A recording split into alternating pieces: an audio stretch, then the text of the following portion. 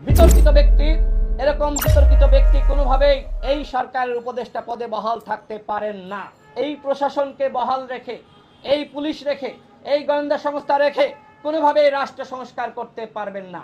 যারা ছাত্র নেতারা ছিলেন তাদের মতামত এবং পরামর্শকে গুরুত্ব দিয়ে একটি একপাক্ষিক সরকার গঠিত হয়েছে।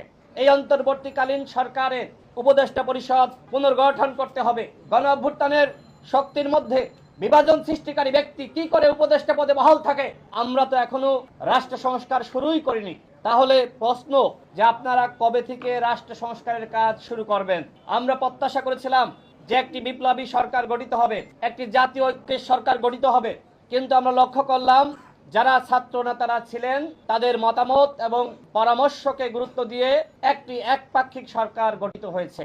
নাহিদ ইসলাম পদত্যাগের পরে অন্তর্বর্তীকালীন সরকারের প্রেস সচিব তিনি নাহিদকে পাশে বসিয়ে প্রেস ব্রিফিং করেছেন এবং তিনি এও বলেছেন আগামীতে নাহিদ ইসলাম প্রধানমন্ত্রী হতে পারে।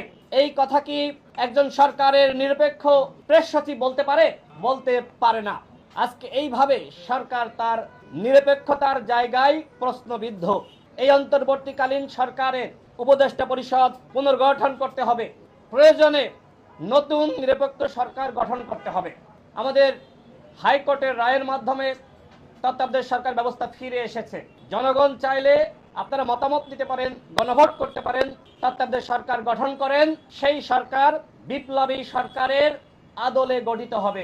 আমরা শেখ হাসিনার সময় বলেছি, শেখ হাসিনার জাতীয় সংসদ বহাল রেখে কোনোভাবেই নিরপেক্ষ নির্বাচন সম্ভবপর নয়। হাসিনা একদিকে প্রধানমন্ত্রী, অন্যদিকে তিনি নিরপেক্ষ নির্বাচন দিবেন, সেই বাস্তবতা কিন্তু বাংলাদেশে ছিল না।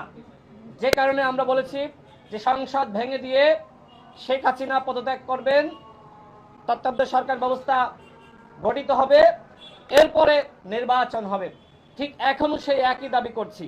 কোন দল অভ্যুত্থানের কোন শক্তি পক্ষ বলে নাই যে ছাত্ররা 3 জন উপদেষ্টা হবে। শুরুতে 2 জন উপদেষ্টা হলো, আর একজন মাহফুজ আলম তিনি ওই 2 জনের সহযোগিতায় প্রধান উপদেষ্টার বিশেষ সহকারী হলেন। এরপরে তাকে কি করা হলো? তথ্য উপদেষ্টার দায়িত্ব দেওয়া হলো। তথ্য উপদেষ্টাকে বলা হয় সরকারের মুখপাত্র। আজকে তিনি কিভাবে মুখপাত্রের ভূমিকা পালন করছে আমি একটু তার বর্ণনা করি।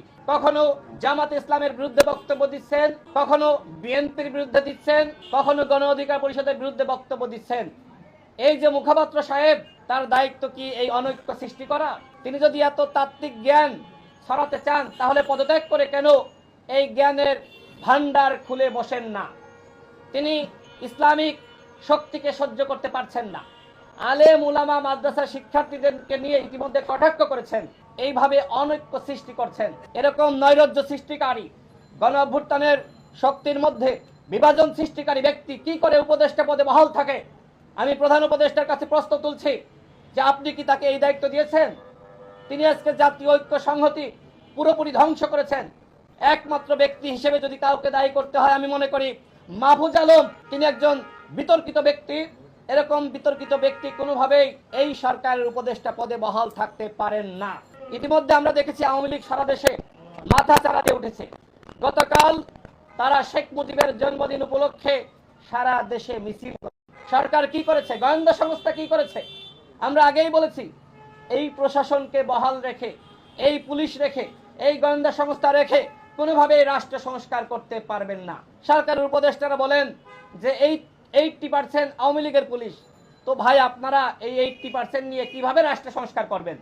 বিপ্লবী ছাত্র জনতা যারা অভ্যুত্থানে ভূমিকা রেখেছে তারা প্রশিক্ষণ প্রাপ্ত। এই বিপ্লবী ছাত্র জনতা তারা পুলিশকে। গণ টেলিভিশন, গণমানুষের কথা বলে।